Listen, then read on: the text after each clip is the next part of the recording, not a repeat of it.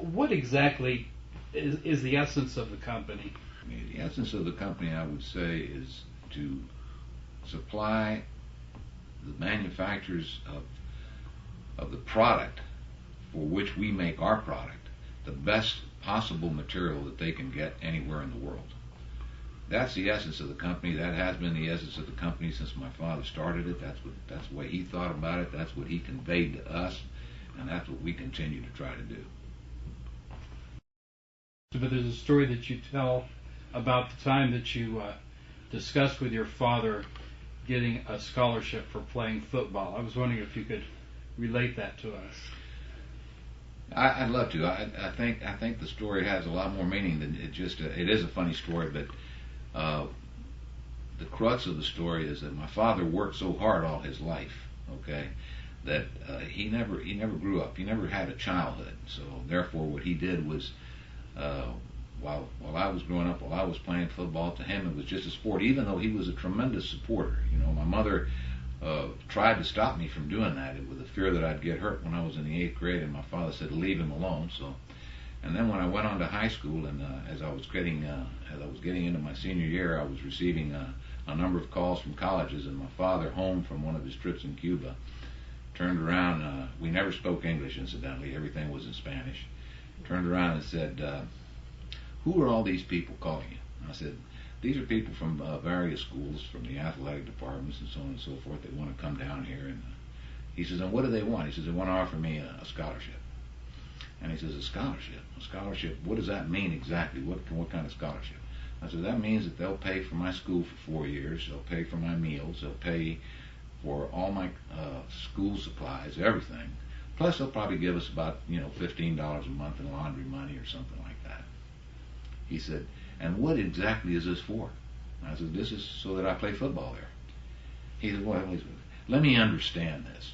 He said, "Are you telling me that these people are going to give you something that is worth, I don't know, $10,000 or something like that for you to play this silly sport?" I said, "Yeah." He said, "Confirms my belief. This is the greatest country in the world." And I'm going to tell you, I want to expand on that a little bit. He got into this so much that it was the first time that he actually went to one of my football games in my senior year, and he went to a couple of them then.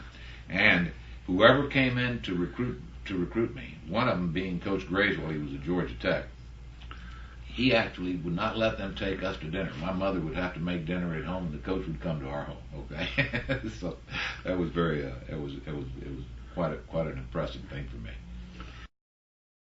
Did you envision yourself as eventually taking over your father's company, Oliva Tobacco? Absolutely not. I had no desire to work with my father. I had no desire to enter the tobacco business or the tobacco industry at all. None whatsoever. My dream was to study engineering, to get involved in computers, which I did. Yeah, I did. I got my degree was in industrial engineering, and I went to work. I'm sorry to say, I went to work for Honeywell for 30 days only after they spent the money on getting me a secret clearance and all that. But I found out real quickly that I didn't want to do the what was the structural industrial engineering thing at that time. And so I very quickly got involved in a computer company called Data Communication Services, which back then was at the start of the computer things. And so we sold time in Houston, and I was in there. Did very well for 2 or 3 years until they finally parent company bought us out, and they wanted to move me to Houston. And my father put on a big charade about going to sell the business if nobody was interested in it, and so he did a hell of a job. He's a better actor than I am, I'll tell you that right now. Okay, and I told him, I says, "No," I says, I'll come in here and I'll try it out. And it was the best decision I ever made. He was right, I was wrong. What was your impression when in your first weeks at Oliva Tobacco? What was it like, similar to your previous thoughts, and what was different? Oh, I had been working on and off with him not voluntarily, but I had been working in the business during the summers and so on and so forth. So it wasn't like a real great surprise. I think the tough part is working with your father. I think the tough part is he's a very controlling person. I'm a very controlling person, and he's I have a tremendous respect for my dad. Okay, I always have. I traveled with him for years and years and years. I never saw him do anything that I don't think could be publicized. I never saw him do anything that I wouldn't say right here on camera. I mean, he was an extremely respectful man.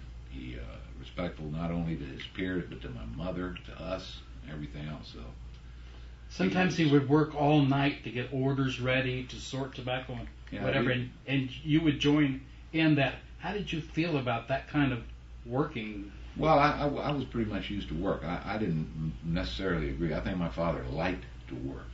Okay, I think he liked the act. That was actually his exercise. I mean, I think he really loved to work, and I think that